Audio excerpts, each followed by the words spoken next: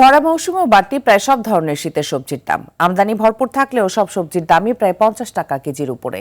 ছুটির দিন সকালে রাজধানীর কারণ বাজারে এমন বাজার পরিস্থিতি চোখে পড়ে। ব্যবসায়ীরা জানান, সরবরাহ ভালো থাকলেও তাদের বেশি দামে কিনতে হয়েছে, এ কারণে দাম কিছুটা বাড়তি। এদিকে ব্রয়লার মুরগি প্রতি কেজি 180, সোনালী 270 থেকে 280, গরুর মাংস 750, পেঁয়াজ টমেটো 50 থেকে 80 টাকা কেজি, নতুন আলু 25 থেকে 30 টাকা কেজি দরে বিক্রি হচ্ছে। বাজার মনিটরিং এর মাধ্যমে দাম নিয়ন্ত্রণের দাবি জানিয়েছেন ক্রেতারা।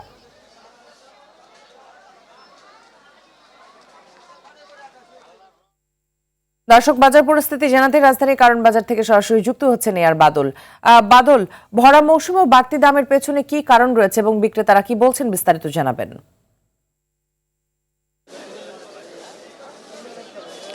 মিতু, আমরা যেটি এখানে খোঁজ নিয়ে জানলাম, বিশেষ করে যারা কৃষক পর্যায়ের বিক্রেতা রয়েছেন, যেখান থেকে সবজিগুলো আসে, তারা আসলে খুব সীমিত দামই তারা পাচ্ছেন। আমরা এখানে কারণ বাজারে তাদের সাথে কথা বলেছি বেশ কয়েকজন। যদি একটু উদাহরণ দিয়ে বলি যে শেরপুর থেকে বেগুন নিয়ে এসেছেন, সেখানে কিনেছেন 32 টাকা কেজি এবং এই তারা বিক্রি করছেন 40 টাকা কেজি। তারা এখানে 40 বিক্রি করছেন। এই বেগুন এই বাজারে যে খুচরা বিক্রি হচ্ছে সেটি আসলে 60 টাকার নিচে 60-70 টাকা কেজিতে বিক্রি হচ্ছে। অর্থাৎ এখানে কিন্তু এই বাজারে বিক্রি হচ্ছে কেজিতে 20 থেকে 25 টাকা পর্যন্ত বেশি দাম। তো এই দামের এই বাড়তি দামের কারণ হিসেবে যে এখানে যে দোকানগুলো বসেছে তাদেরকে বিভিন্ন রকমের খরচা দিতে হয়। তারা যে এখানে দোকান নিয়ে বসেছেন সেটির ভাড়া দিতে হয়, অনেক রকমের চাঁদা রয়েছে।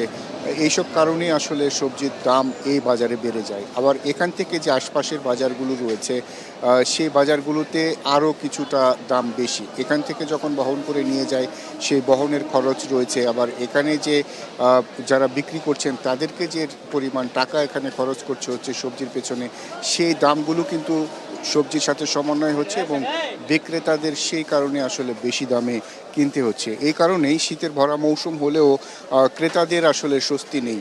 মধ্যস্বত্বভোগী যারা রয়েছে তাদের কারণেই আসলে মূলত দাম বাড়ছে। কৃষক পর্যায়ে তেমন একটা দাম পাচ্ছে না, আবার যারা এখানে বিক্রি করছে তাদেরকে বিভিন্ন রকমের মাসুল গুনতে হচ্ছে, যেই কারণেই এর প্রভাবটা বাজারে পড়ছে এবং ক্রেতাদের পকেটই আসলে কাটা যাচ্ছে। সেই কারণে তারা বলছেন যে সরকারের যে সংস্থাগুলো রয়েছে তারা যদি যথাযথ মনিটরিং করে এই মধ্যস্বত্বভোগীদের দৌরাত্ম্য যদি কিছুটা কমানো যায়, তাহলে হয়তো সবজি বা নিত্যপণ্যের দাম অনেকটাই হাতের নাগালে থাকবে। মিতু। বাদল, আপনাকে ধন্যবাদ আমাদের সাথে যুক্ত হওয়ার জন্য।